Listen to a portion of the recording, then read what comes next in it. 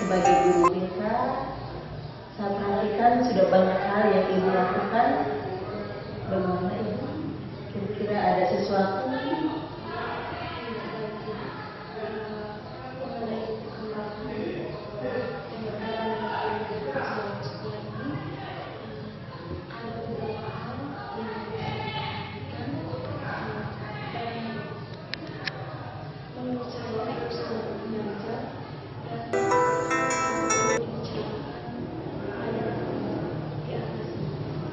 Oh iya. Bagaimana hari ini ibu punya waktu cukup? Ya, berarti ibu punya banyak waktu dan juga bisa ngobrol banyak ya hari ini. Ya, apa yang bisa ibu bantu untuk ibu hari ini kira-kira? Mungkin obrolan apa tujuan dari ibu datang ke saya hari ini? Bagaimana?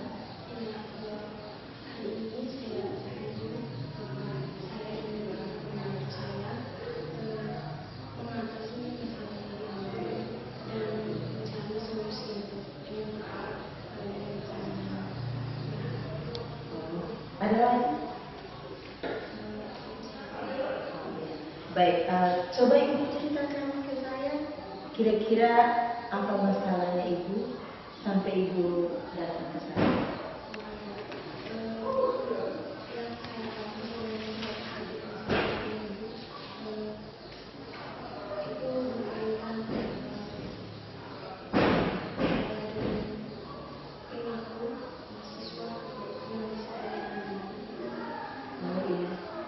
Mungkin kira-kira ibu bisa ceritakan ke saya perilaku yang seperti apa yang ibu alami bersama peserta didik kita selama ini yang membuat ibu merasa tidak enak atau tidak nyaman.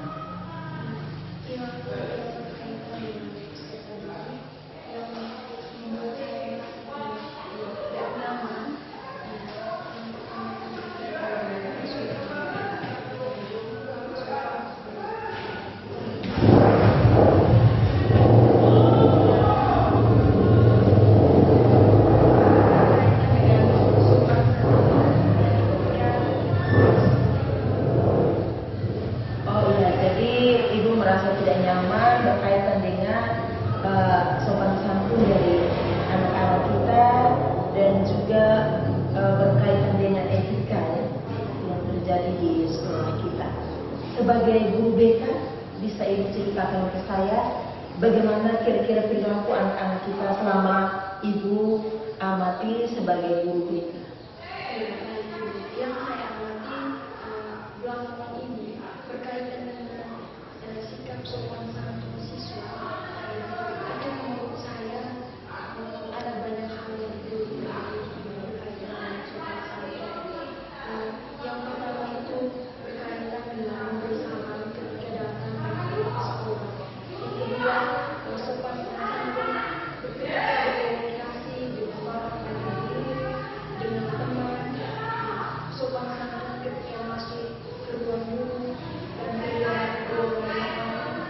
Terus yang ketiga sopan yang berikutnya sopan santun juga dengan teman sekelasnya atau teman-teman sebayanya. Karena saya perhatikan bahwa banyak siswa yang kurang memiliki etika dan sopan santun ketika mereka berada di sekolah ini. Oh, jadi selama ibu sebagai guru BK di sini banyak hal yang dilakukan oleh peserta didik kita, misalnya tidak memberi salam, tidak menghargai guru, termasuk komunikasi juga mereka sering menggunakan kata-kata yang kasar atau terkadang mereka mengeluarkan kata-kata kotor. Kira-kira apa ibu pernah ke kelas atau sudah pernah memanggil anak-anak yang seperti itu? Berkaitan dengan hal itu, saya sudah pernah ke kelas-kelas, berkunjung ke kelas-kelas, mulai dari anak kemudian saya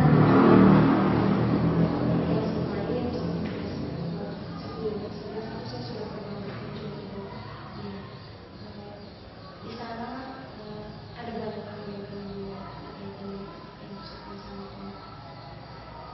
kira-kira bagaimana respon ibu dari anak-anak ketika ibu berkunjung ke kelas mereka? Iya, respon mereka terhadap saya itu sangat baik. Jadi ada sebagian yang menjawab ketika saya bertanya itu dengan sopan. Ketika saya menjelaskan, ada yang memperhatikan, ada yang pusat perhatiannya tidak ada di kelas, mungkin pikirannya melayang. Ada juga yang bermain, bahkan sibuk sendiri. Iya.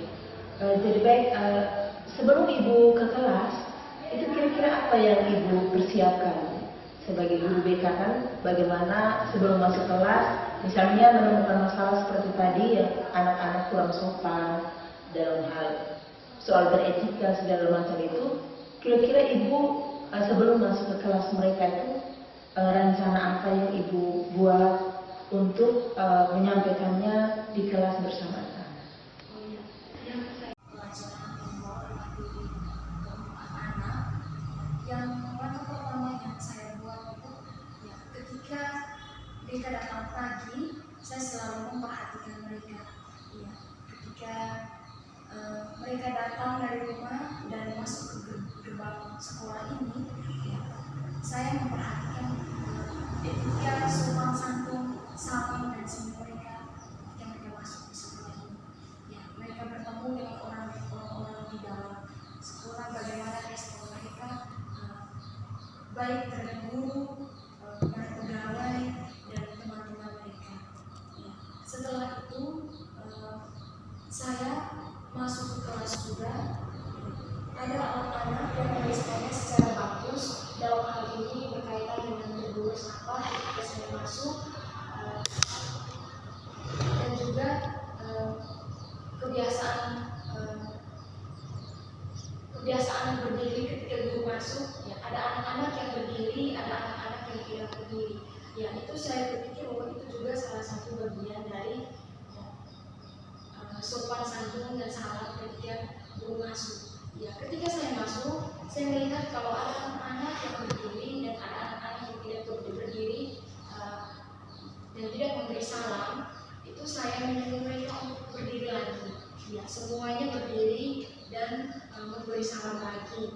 Ya, hal itu saya buat supaya saya membiasakan mereka setiap guru yang masuk mereka harus melakukan hal yang sama seperti itu. Ya.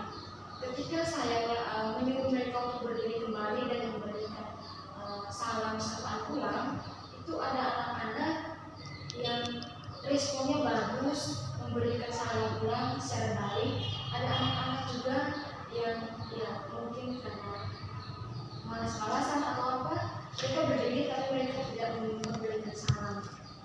Nah, dari situ saya bisa mengetahui anak mana yang punya kebiasaan untuk memberikan salam, punya sopan santun ketika dia masuk, dan anak mana yang bukan tidak ketika memiliki kebiasaan seperti itu.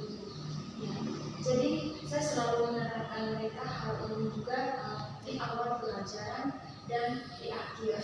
Ya. Kalau di akhir, saya membiasakan mereka untuk menghargai guru dengan cara ketika guru masih ada di dalam kelas, tidak ada siswa yang keluar di luar atau keluar terlebih dahulu sebelum guru keluar dari ruangan kelas. Karena saya perhatikan bahwa ketika lonceng masuk, kadang belum sembahyang juga atau belum berdoa, ada siswa yang langsung keluar, bahkan ketika guru itu masih ada di dalam kelas. Hal itu saya pikir perlu diperhatikan bersama-sama Ibu. Ya, jadi baik Ibu, saya sudah mendengar bahwa Ibu sudah memulai dengan langkah pembiasaan, yaitu dari anak datang pagi, Ibu memperhatikan dan berdiri juga memberi salam, Ibu memberikan teladan. Kemudian juga ketika Ibu masuk di kelas, Ibu juga memperhatikan mulai dari bagaimana anak memberi salam, kemudian prosesnya, semua selama Ibu di kelas, dan termasuk Ibu juga mencatat anak-anak yang punya kebiasaan tidak memberi salam. Demikian juga ketika di kelas soal etika bagaimana anak lain berdiri, kemudian ada anak yang tidak berdiri. Bagaimana Ibu kira-kira dari pembiasaan yang ada itu, apakah ada perubahan? Iya, dari langkah-langkah yang sudah saya buat itu ada sebagian anak-anak yang pelan-pelan mulai terbiasa untuk memberikan sapaan, salam, dan senyum ketika ibu masuk, dan ada anak-anak juga yang ya mungkin belum terlalu terbiasa, jadi mereka juga saya yakin pasti pelan-pelan juga akan terbiasa. Oh iya Ibu, baik. Kira-kira langkah yang sudah Ibu ambil tadi ada perubahan, dan yang tidak berubah itu kira-kira hambatannya itu apa? Ibu bisa cerita. Iya, karakter anak-anak ini berbeda Ibu. Ya, jadi semua yang mereka buat, mereka lakukan itu pada dasarnya tergantung dari lingkungan keluarga masing-masing. Ya, mungkin anak-anak yang susah untuk mengikuti kebiasaan-kebiasaan yang berkaitan dengan sopan santun, salam ketika bertemu, ya mungkin itu dipengaruhi oleh yang pertama itu dari lingkungan keluarga ibu. Mungkin anak-anak tidak terbiasakan, atau juga dari lingkungan sosial ini, ya, tidak terbiasakan untuk memberikan sapaan ketika mereka bertemu di jalan, ya, atau dengan tetangga. Ada juga yang kembali lagi ke pribadi masing-masing. Ya, ada anak yang cuek, walaupun di lingkungan keluarganya orang tuanya begitu aktif untuk memberikan sesuatu yang baik, misalnya berkaitan dengan perilaku mereka. Ya, tapi kembali lagi kepada kesadaran anak-anak sendiri. Ya, jadi saya merasa bahwa hambatan yang saya alami itu, yaitu dari lingkungan keluarga juga, dari lingkungan sosial, dan dari diri sendiri.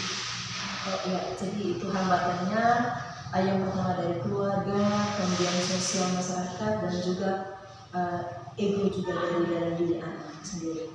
Oke, itu untuk hambatannya. Sebagai guru BK, kira-kira Ibu bisa ceritakan ke saya langkah apa yang mau Ibu ambil untuk menghadapi anak-anak yang seperti itu? Ya, langkah yang akan saya tempuh itu, yang pertama itu hanya akan melakukan bimbingan.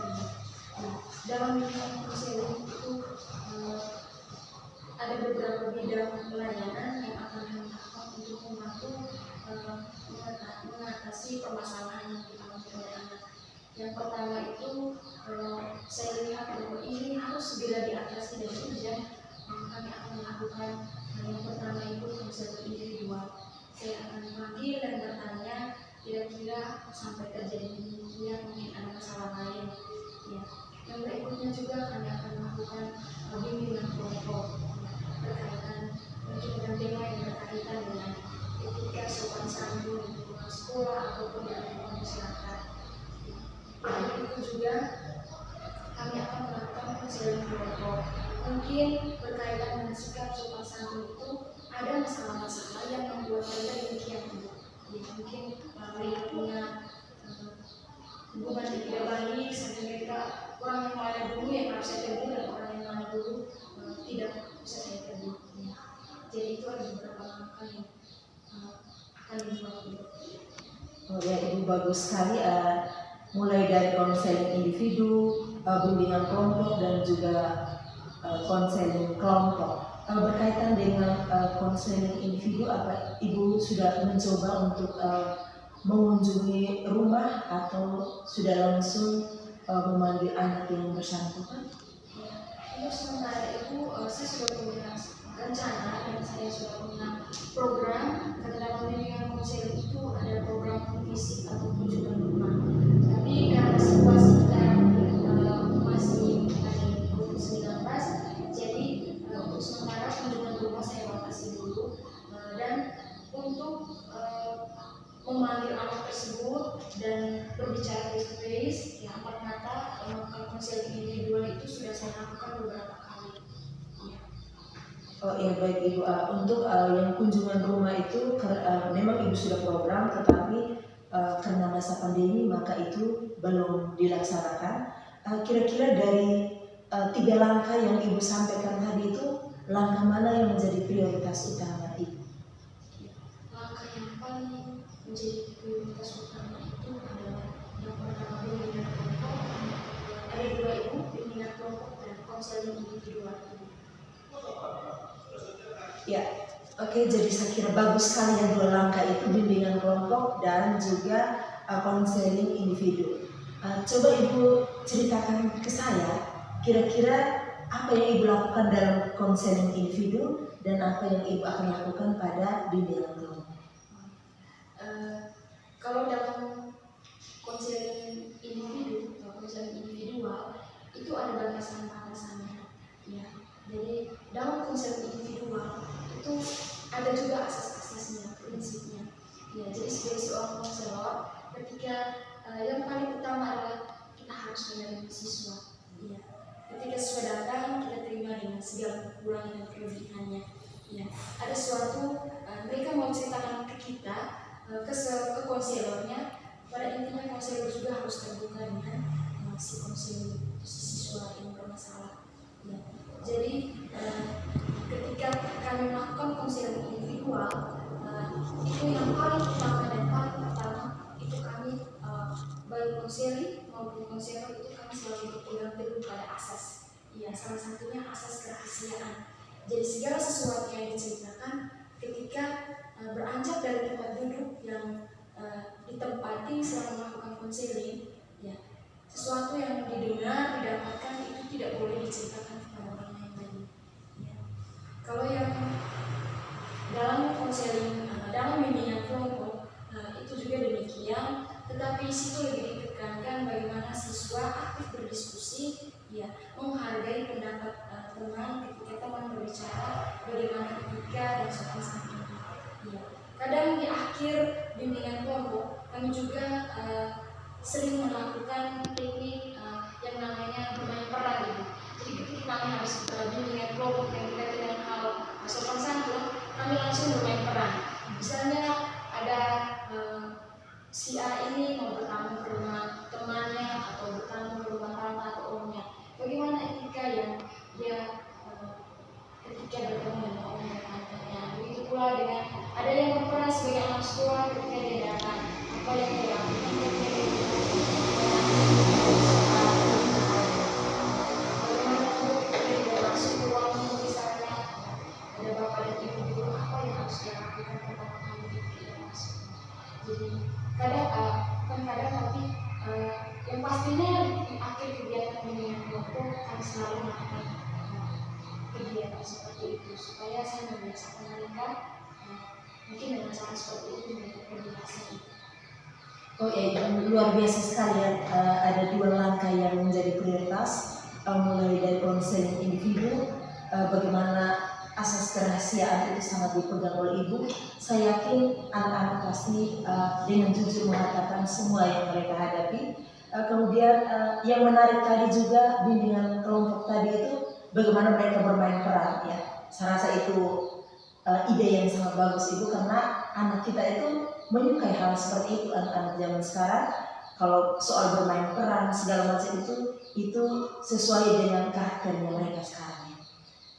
Dari 2 langkah yang menjadi prioritas dari Ibu ini, kira-kira rencananya kapan Ibu mulai?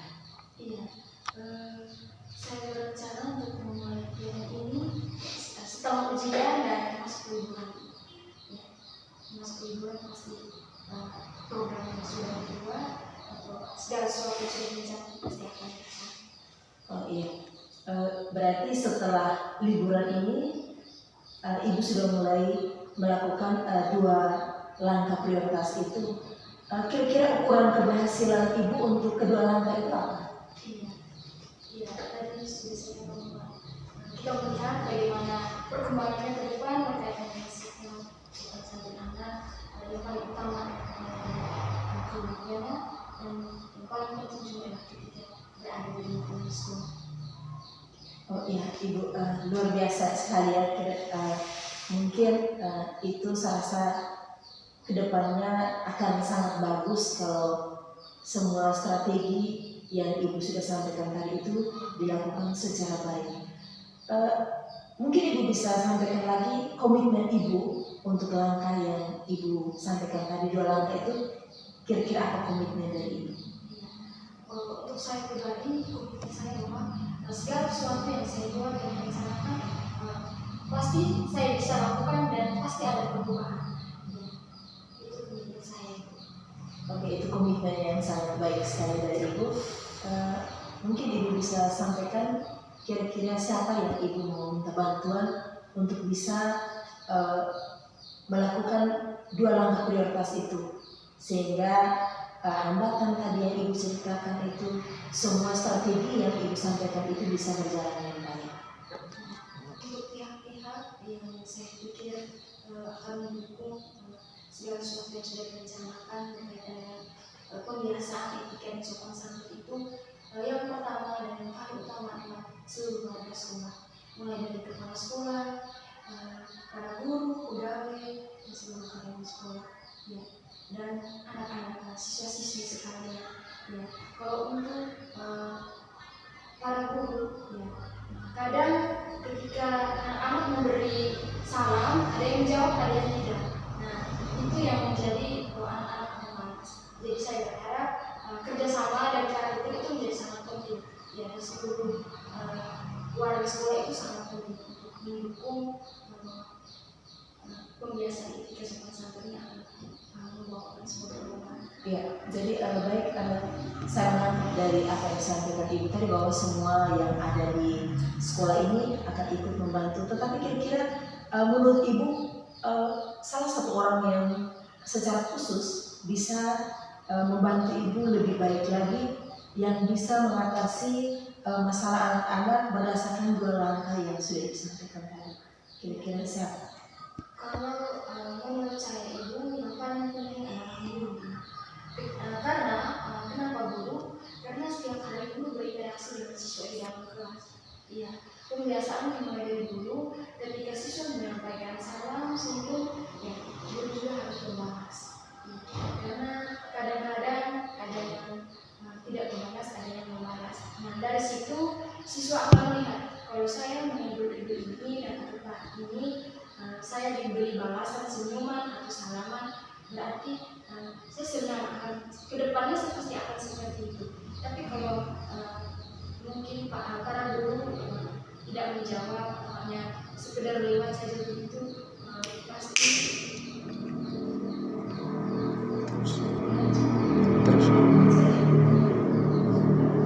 pasti mereka akan juga untuk apa tegur, untuk apa memberi salam, memberi senyum, kalau senyum dan salam saya tidak dihargai. Misalnya seperti itu. Jadi menurut saya yang paling utama yang pertama yang membantu saya adalah guru.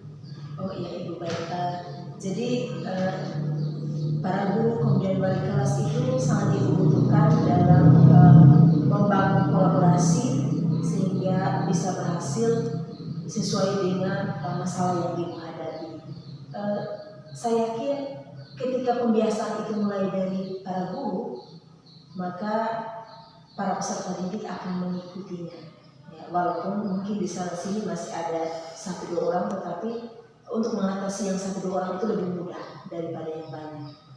Oke Ibu, saya rasa ini ide Ibu yang sangat luar biasa dan Ibu punya komitmen yang sangat luar biasa, dan Ibu juga dengan terbuka datang berbagi cerita bersama saya.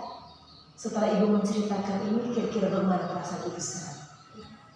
Perasaan saya sekarang saya cukup lega Ibu. Ya, karena sudah berbagi, kalau tidak, ya sesuatu yang saya rasakan saya sudah berbagi dengan Ibu dan ya sudah hampir menemukan solusi ke sana. Ya, oke Ibu, terima kasih. Saya yakin Ibu bisa. Semangat, semoga berhasil. Sekian dan terima kasih.